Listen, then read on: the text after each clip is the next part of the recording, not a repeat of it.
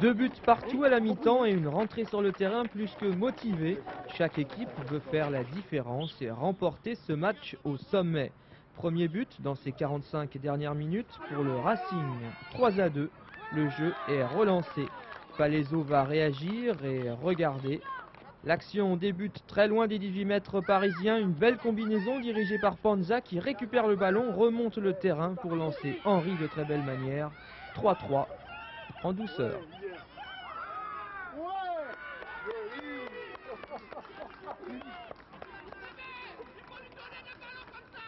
Rebelote pour les Bleus, une attaque sur l'aile droite et le numéro A4.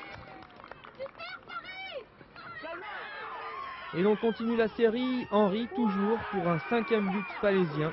Il ne reste alors que 2 minutes de jeu.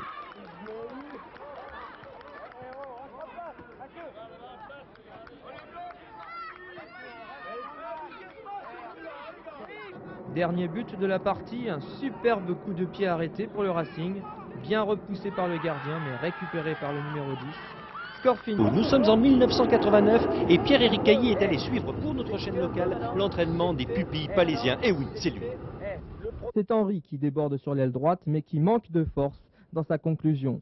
Et de nouveau le danger pour Sarcelles arrive de l'aile droite. Da Silva va manquer sa reprise de volée, petit filet et un joueur fort déçu.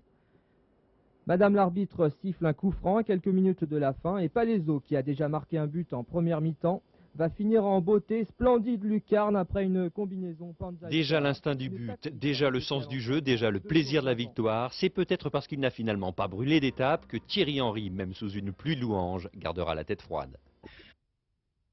Il a cette qualité de vitesse et de technique adaptée à sa vitesse dans l'élimination qui lui permet d'utiliser l'espace, d'aller dans les espaces et de l'utiliser. Donc c'est un joueur qui a besoin de se déplacer, de courir, de prendre des ballons en mouvement et qui est utile pour une équipe pour aller vite, pour ramener vite le ballon devant le camp de l'adversaire.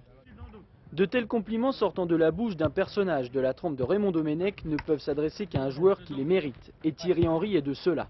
À moins que vous n'ayez regardé la télévision, écouté la radio ou jeté un œil dans un journal depuis plus d'1 an, ce nom ne peut vous être inconnu. Bon, pour les irréductibles, je précise, Thierry Henry est aujourd'hui le joueur français qui fait certainement le plus de bruit dès qu'il foule le gazon d'un stade. Eh bien, cet attaquant de 19 ans qui évolue depuis 4 saisons à l'AS Monaco a débuté sa carrière dans notre département. J'ai commencé à jouer au football aux Ulysses, dans l'Essonne donc. Et après je suis parti à Palaiseau pour aller ensuite à Viry, jouer à Versailles. Pendant ma dernière année à Viry et ma seule à Versailles, j'étais ici 2 ans à Clairefontaine. Je m'entraînais la semaine ici souvent et on rentrait jouer au club. Les moments passés à Viry lui laissent, comment dire, je pense que c'était mes années de football que j'oublierai, je crois. Parce que le coach me faisait pas confiance. C'est pas par rapport aux joueurs. Aux joueurs, j'avais des bonnes affinités avec les joueurs, mes copains. J'ai toujours eu des copains à Viry. Mais sinon, le coach me faisait pas jouer particulièrement et j'ai perdu une année, quoi, en fait. Alors oublions, il y a 4 ans, Thierry Henry quitte l'Institut national du football de Clairefontaine pour rejoindre la principauté monégasque. Depuis, tout s'est accéléré. Victorieux du championnat d'Europe avec l'équipe de France junior l'an passé, Thierry s'est affirmé comme l'un des éléments moteurs de l'équipe de Monaco, aux côtés d'un Brésilien qui n'est pas sans l'influencer. Il y a Sonny Anderson qui me prend bien sous sa main à Monaco. C'est vrai que je suis souvent avec lui.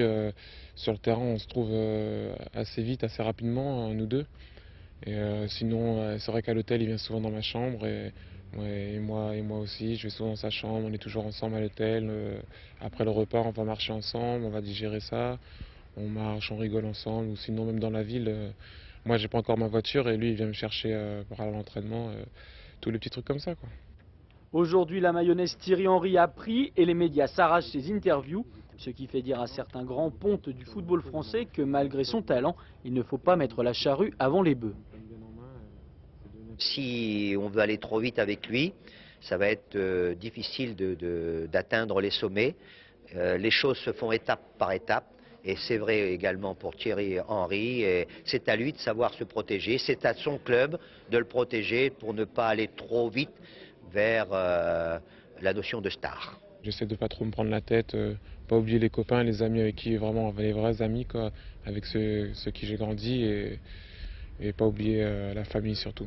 C'est savoir se gérer seul. Je veux dire, si on commence à s'enflammer juste parce qu'on commence à parler, on commence à parler de moi, ça sera pas sérieux. Il faut encore prouver et toujours prouver. Même quand on est au plus haut sommet, il faut toujours confirmer. Donc c'est le plus dur reste à faire. Et les rumeurs selon lesquelles de grands clubs européens, Real Madrid en tête, seraient prêts à s'arracher ses services, il préfère les laisser aux médias. Le championnat et la Coupe d'Europe avec Monaco, l'équipe de France Espoir ont pour le moment seul grâce à ses yeux, et même la Coupe du Monde 98 en France, il n'ose y penser si ce n'est derrière un téléviseur.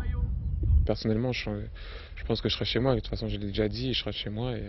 Ou alors peut-être au stade, en train de regarder si j'ai une place peut-être. Une place, vous en aurez une, peut-être même sur le terrain? Ah, je sais pas, mais j'espère que j'aurai une place au moins dans les tribunes. Car bien sûr, il y a aussi les fervents supporters de Thierry Henry qui rêvent de le voir entrer sur le terrain. Il y a certains de ses copains d'enfance. Il y a aussi les anti-Brésil. Qu'est-ce que vous admirez le plus en lui? La technique, la vitesse. Il est gauche. Il joue comme moi. Et aussi, à un moment, il a été meilleur buteur de la Coupe du Monde. C'était bien ça. Il a marqué 4 buts dans la Coupe du Monde. C'est bon en plus. Pour l'instant, il a marqué 3. Hein. Ouais, il en a marqué 3, mais on veut qu'il en marque 6. Plus que super, voilà. Moi, je veux la France qu'il gagne. Parce que j'aime pas le Brésil à cause des Maroc, ce qu'ils ont fait contre les Marocains. C'est tout. Vous connaissez bien Thierry Henry? Ouais, c'est un ami d'enfance, quoi. Vous l'avez eu récemment au téléphone? Ouais, juste après le match contre la Croatie. Voilà, il était très heureux. Il disait qu'il se concentrait pour la finale et qu'il va la gagner pour les Ulysses et pour la France, bien sûr. Et pour faire écho à cette belle générosité, une partie du Radazik se lève pour entonner la Marseillaise. Et pour la seconde fois de la soirée au Radazik, l'ambiance se déchaîne.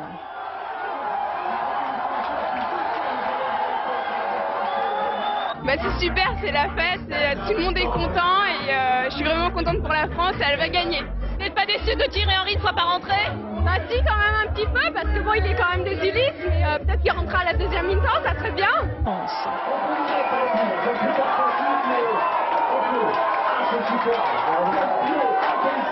madame, on aurait pu gagner avec 7 buts.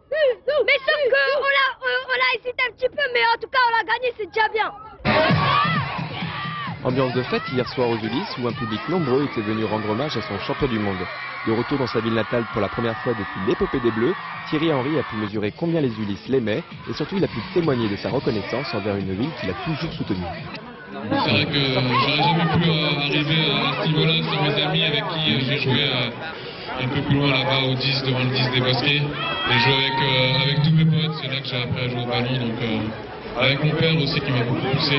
C'est vrai. Et, comment on peut oublier cette ville avec laquelle tout a commencé? Donc si jamais un jour j'oublie cette ville, j'espère que les gens vont vite me faire redescendre sur terre pour pas que j'oublie. Mais plus que des remerciements, c'est un message d'espoir que le champion du monde a voulu transmettre aux enfants des Ulysses qui rêvent un jour d'atteindre les sommets comme lui. J'aime beaucoup les enfants, comme on a pu le voir, c'est quelque chose qui me procure une grande joie, les enfants, de les voir là. Je me remets à leur place en fait, de ne pas avoir eu la chance d'avoir quelqu'un comme ça aux Ulysses, de pouvoir dire que j'ai quelqu'un qui est arrivé comme ça de ma ville. Et eux, ils ont cette chance et je suis très content de l'avoir donné à tous ces jeunes. C'est vrai que souvent on dit que la banlieue, il n'y a pas les moyens, il n'y a pas ci, il n'y a pas ça. C'est vrai que c'est pas toujours évident, il faut pas se voiler la face, c'est pas toujours évident, mais bon, c'est vrai que moi j'étais pas très doué à l'école. Bon, j'ai été jusqu'en terminale, après j'ai dû faire un choix football ou études.